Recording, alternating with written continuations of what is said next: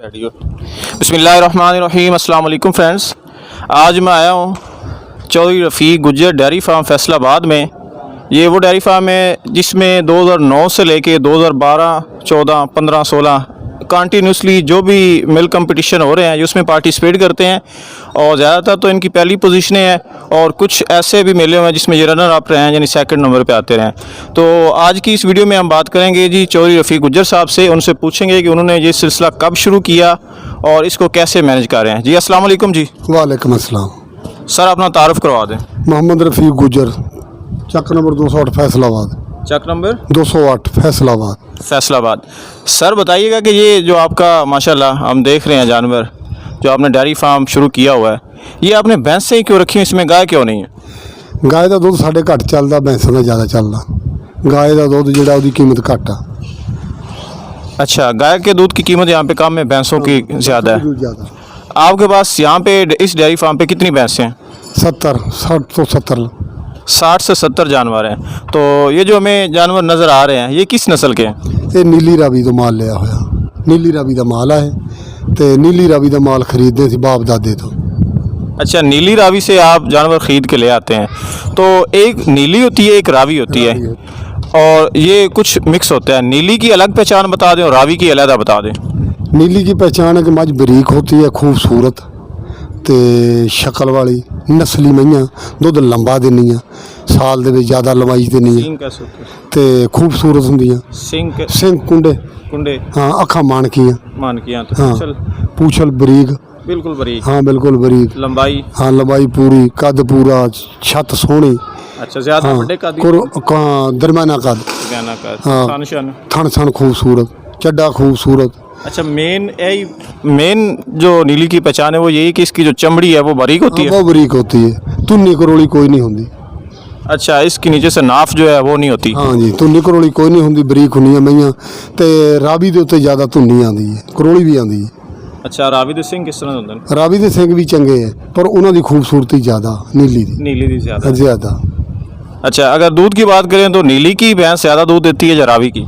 हाँ, लवाई दे विच फार्मां ते चोण वास्ते नीली दी मझ जो ज़्यादा देंदी है, मेलियां दे विच रावी दी मझ कामयाब, नीली दी घट कामयाब।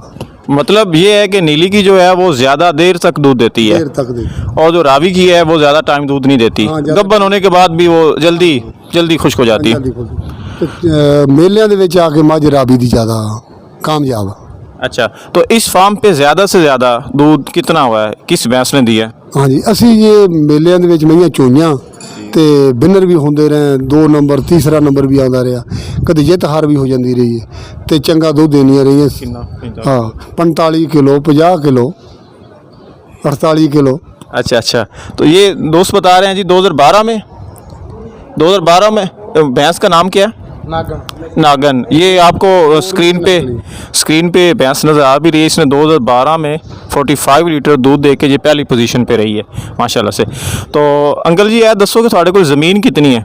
जमीन साढ़े को 1 मरबा, मतलब 24 एकड़। 24 एकड़ा उत्ते 70 जानवरों का चारा पूरा हो जाता? हाँ जी, बिच नाल तूड़ी भी पाने, वंडा भी पाने, नाल चारा भी पाने। अच्छा, तो साइलेज वगैरह नहीं इस्तेमाल किया कभी? साइलेज वगैरह नहीं पाते, साइलेज गाइयां वास्ते, मईयां वास्ते नहीं, असी नहीं पाते। कभी ट्राई भी नहीं किया? नहीं किया कभी। अच्छा, तो यह दसो कि जानवरों को फार्मां उत्ते काफ़ी मसाइल आते हैं, कोई डॉक्टर वगैरह मंथली चैक करता या आपे ही सब कुछ खुद ही करते हो? नहीं जी, असीं बाप दादे तो जानवरों के काम करते हैं, डॉक्टर नालों बेहतर जानवरों को समझते हैं। अच्छा, इत्थे फार्म दे उत्ते ज़्यादातर किहड़े मसले मसाइल आते हैं? ज़्यादा मसले साड़ू दे जी, थण ते सोज आ गई, थण का घाटा वाधा हो गया तो उन्होंने वास्ते असीं आप इलाज कर लैंदे। की इलाज करते हो जी साड़ू वास्ते? की असीं मिर्च देने मझ नूं ज़्यादा, जीरी वो देने, नाल तेल देने ते जे साड़ू दी जरासीम खत्म हो जाती। अच्छा, ताज़े सूए जानवर ਨੂੰ ਤੁਸੀਂ ਵੰਡਾ ਕਿੰਨਾ ਦਿੰਦੇ ਹੋ? ਮਤਲਬ ਜਿਹੜਾ ਅੱਛਾ ਦੁੱਧ ਦੇ ਰਿਹਾ ਉਸ ਨੂੰ ਤੁਸੀਂ ਰੋਜ਼ਾਨਾ ਦਾ ਕਿੰਨੇ ਕਿਲੋ ਵੰਡਾ ਦਿੰਦੇ ਹੋ? सुबह 4 किलो शाम, यानी 8 किलो पाते हो। तो मतलब 15-20 किलो वाले ਨੂੰ? हाँ जी, 15-20 किलो, 18 किलो। उन्हें गां दुध अपनी नस्ल तो करना, साढ़ा तो काम उन्होंने रजाना ही है ना। अच्छा, तो किहड़ी मझां दी नस्ल तो तुसीं ज़्यादा मुतसर होए हो, नीली तो या रावी तो या मिक्स तो? ये मिक्स भी चलती है, मिक्स उन्होंने नहीं रलदियाँ। ਜਦੋਂ ਆ ਕੇ ਇੱਥੇ ਸੰਡੇ ਆ ਜਾਂਦੇ ਆ, ਅੱਗੇ ਪਿੱਛੋਂ ਮਾਰ ਰਲ ਜਾਂਦਾ, ਝੋਟੀਆਂ ਝਾਟੀਆਂ ਵੀ ਲੋਕ ਅੱਗੇ ਡਾਲੇ ਛਾਲੇ ਨਹੀਂ ਸੁਣਦੇ ਅਮਲ ਵੇਲੇ 'ਚ, ਹੁਣ ਰਲ ਰੁਲ ਗਿਆ ਮਾਲ ਤੇ ਮਿਕਸ ਲੱਭਦੀਆਂ ਜ਼ਿਆਦਾ। ਤੇ ਇਹ ਜਦੋਂ ਮੱਝ ਚੱਲਦੀ ਹੈ ਸੂਏ ਦੇ ਵਿੱਚ ਸਾਨੂੰ ਪਤਾ ਲੱਗ ਜਾਂਦਾ ਤੇ ਇਹਨੇ ਕੀ ਕੀਤਾ ਕੀ ਨਹੀਂ ਕੀਤਾ ਸਾਲ ਦੀ ਐਵਰੇਜ ਦੇ ਵਿੱਚ।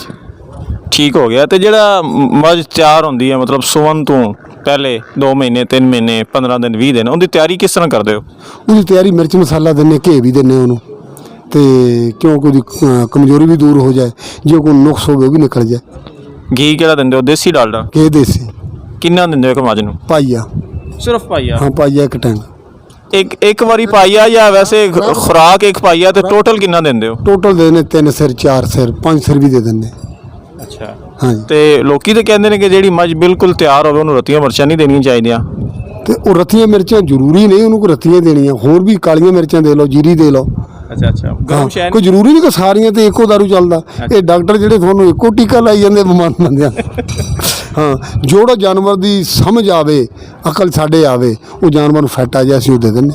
ਅੱਛਾ, ਬਾਦੀ ਦਾ ਤੇ ਸਾੜੂ ਦਾ ਤੁਸੀਂ ਮਿਰਚਾਂ ਹੀ ਇਲਾਜ ਕਰਦੇ ਹੋ ਜਾਂ ਕੋਈ ਹੋਰ ਇਲਾਜ ਵੀ? ਇਲਾਜ ਜ਼ਿਆਦਾ ਕਰਦੀ ਮਿਰਚ ਦਿੰਦੇ, ਗੱਭਣ ਮੱਝ ਨੂੰ ਲਸਣ ਦਿੰਦੇ। ਅੱਛਾ, ਲਸਣ ਕਿਸ ਤਰ੍ਹਾਂ ਦਿੰਦੇ ਹੋ? ਲਸਣ ਦਿੰਦੇ ਉਬਾਲ ਕੇ। ਉਬਾਲਣਾ ਪਾਣੀ 'ਚ ਉਬਾਲ ਕੇ ਉਹਦੇ ਵਿੱਚ ਘੇ ਪਾ ਕੇ। ਅੱਛਾ, ਪਾਣੀ ਵਿੱਚ ਉਹ ਵੀ ਪਾਈਆ ਦਿੰਦੇ। ਇੱਕ ਪਾਈਆ ਲਸਣ, ਪਾਈਆ 1 ਕਿਲੋ ਪਾਣੀ ਵਿੱਚ ਅੱਛੀ ਤਰ੍ਹਾਂ ਖੀਰ ਬਣਾ ਕੇ ਉਹਦੇ ਵਿੱਚ ਦੇਸੀ ਘੇ ਪਾ ਦੇਣਾ, ਅਤੇ ਉਹ ਦੇਸੀ ਘੇ ਪਾ ਕੇ ਉਹਨੂੰ ਪਾਈਆ ਘੇ ਪਾ ਦੇਣਾ, ਤੇ ਉਹ ਵੀ ਦਿੰਦੇ ਅਸੀਂ। ਅੱਛਾ। ਹਾਂ ਜੀ, ਜਿਸ ਤਰੀਕੇ ਨਾਲ ਜਾਨਵਰ ਮੁਨਾਸਬ ਸਮਝੇ ਤਾਂ ਅਸੀਂ ਉਹਨੂੰ ਦਿੰਦੇ। ਤੇ ਵੈਕਸੀਨ ਵਗੈਰਾ ਦਾ ਕੀ ਸਿਚੁਏਸ਼ਨ ਹੈ? ਵੈਕਸੀਨਾਂ ਕਰਵਾਉਂਦੇ ਹੋ? ਵੈਕਸੀਨ ਕਰਾਉਂਦੇ, ਗਲਘੋਟੂ ਦੀ, ਮੂੰਹ ਖੁਰ ਦੀ, ਤੇ ਜਿਹੜੀਆਂ ਵੀ ਵੈਕਸੀਨਾਂ ਜਾਨਵਰ ਵਾਸਤੇ ਜ਼ਰੂਰੀ ਉਹ ਕਰਾਉਂਦੇ। ਅੱਛਾ। ਹਾਂਜੀ। ਠੀਕ ਹੋ ਗਿਆ। ਤੇ ਜਿਹੜੇ ਲੋਕੀ ਕਹਿੰਦੇ ਨੇ ਕਿ ਮੱਝਾਂ ਦੀ ਫਾਰਮਿੰਗ ਨਾਲੋਂ ਗਾਵਾਂ ਦੀ ਫਾਰਮਿੰਗ ਜ਼ਿਆਦਾ ਬਿਹਤਰ ਹੈ, ਤੁਸੀਂ ਉਹਨਾਂ ਵਾਸਤੇ ਕੀ ਕਹੋਗੇ? ਅਸੀਂ ਉਹਨਾਂ ਵਾਸਤੇ ਇਹ ਕਹਾਂਗੇ ਕਿ ਉਹ ਗਾਈਂ ਦਾ ਖਰਚਾ ਜ਼ਿਆਦਾ, ਉਹਨਾਂ ਦੇ ਫਾਰਮ ਮਹਿੰਗੇ ਬਣਦੇ, ਆਮ ਬੰਦਾ ਨਹੀਂ ਬਣਾ ਸਕਦਾ। ਕੀਮਤ ਵੀ ਗਾਂ ਦੀ 5 ਲੱਖ ਹੋ ਗਈ, ਤੇ ਮੱਝ ਹਾਂ ਕਰਾਸ ਸਸਤੀਆਂ ਮਿਲਦੀਆਂ, ਕਰਾਸ ਵੀ ਉੱਥੇ ਹੀ ਹੋ ਗਈਆਂ, ਤੇ ਉਹਨਾਂ ਦੇ ਫਾਰਮ ਵਗੈਰਾ, ਉਹਨਾਂ ਦੇ ਇਹ ਸੈਲਿੰਗ ਵਗੈਰਾ ਵੀ ਚੱਲ ਜਾਂਦਾ, ਤੇ ਦੁੱਧ ਦੀ ਕੀਮਤ ਘੱਟ ਆ। ਅੱਛਾ। ਅਤੇ ਦੁੱਧ ਲੰਬਾ ਗਾਂ ਜ਼ਿਆਦਾ ਦਿੰਦੀ। ਅੱਛਾ, ਮਤਲਬ ਇਹ ਕਿ ਫੈਸਲਾਬਾਦ, ਚਨਿਓੜ, ਹਾਫਸਾਬਾਦ ਇੱਥੇ ਮੱਝਾਂ ਦੇ ਦੁੱਧ ਨੂੰ ਜ਼ਿਆਦਾ ਪਸੰਦ ਕੀਤਾ ਜਾਂਦਾ। ਲਾਹੌਰ ਤੱਕ ਵੀ ਜ਼ਿਆਦਾ ਪਸੰਦ ਕੀਤਾ, ਕਰਾਚੀ ਵੀ ਜ਼ਿਆਦਾ ਪਸੰਦ ਕੀਤਾ ਜਾਂਦਾ। ਅੱਛਾ। ਪਸੰਦ ਮੱਝ ਦਾ ਦੁੱਧ ਹੀ ਹੈ। ਅੱਛਾ। ਹਾਂ, ਬਾਕੀ ਦੁਨੀਆ ਕਾਰੋਬਾਰ ਕਰਦੀ ਹੈ, ਠੀਕ ਉਹ ਕਰੀ ਜਾਂਦੀ। ਅੱਛਾ, ਤੇ ਤੁਸੀਂ ਥੋੜਾ ਜਿਹਾ ਸਾਨੂੰ ਨਾ ਸੰਡੇ ਦੇ ਬਾਰੇ ਦੱਸ ਦਿਓ ਕਿ ਇੱਕ ਬੰਦਾ ਜਿਹਨੇ ਅੱਛਾ ਬਰੀਡਰ ਲੈਣਾ ਜਾਂ ਅੱਛਾ ਬਰੀਡਰ ਰੱਖਣਾ ਹੋਵੇ ਉਹਨੂੰ ਕਿਹੜੀ ਚੀਜ਼ਾਂ ਵੇਖਣੀਆਂ ਚਾਹੀਦੀਆਂ? ਸੰਡੇ ਦੀਆਂ ਚੀਜ਼ਾਂ ਇਹ ਦੇਖਣੀਆਂ ਚਾਹੀਦੀਆਂ, ਉਹਦਾ ਮਾਂ-ਬਾਪ ਦੇਖਣਾ ਚਾਹੀਦਾ ਪਹਿਲਾ ਨੰਬਰ। ਅੱਛਾ।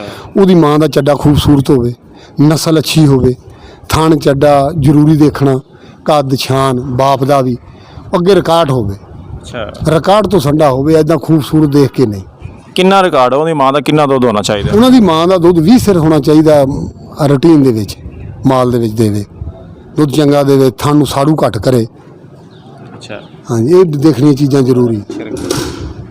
ਅੱਛਾ।